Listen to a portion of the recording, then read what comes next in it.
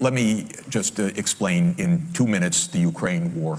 This is not an attack by Putin on Ukraine in the way that we are told every day. This started in 1990, February 9th, 1990. James Baker III, our Secretary of State, said to Mikhail Gorbachev, NATO will not move 1 inch eastward if you agree to German unification, basically ending World War II.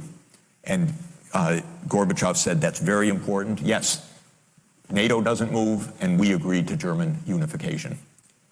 The U.S. then cheated on this, already starting in 1994, when Clinton signed off on basically a plan to expand NATO all the way to Ukraine.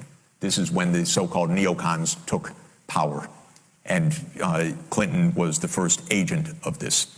And the expansion of NATO started in 1999 with Poland, Hungary, and Czech Republic. At that point, Russia didn't much care. There was no border other than with the Königsberg, but other than that, there was no direct threat. Then the U.S.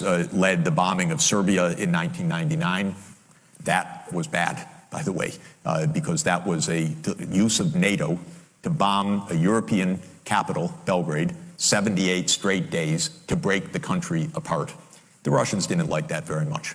But Putin became president, they swallowed it, they complained, but even Putin started out pro-European, pro-American, actually asked maybe we should join NATO when there was still the idea of some kind of mutually respectful relationship.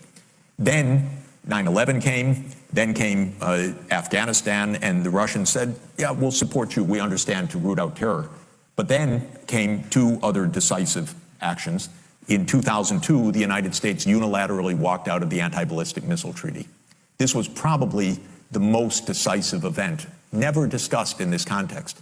But what it did was trigger the U.S. putting in missile systems in Eastern Europe that Russia views as a dire, direct threat to national security by making possible a decapitation strike of missiles that are a few minutes away from Moscow.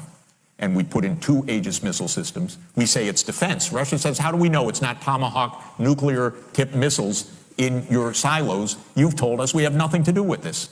And so we walked out of the ABM treaty unilaterally in 2002. And then in 2003, we invaded Iraq on completely phony pretenses, as I've explained.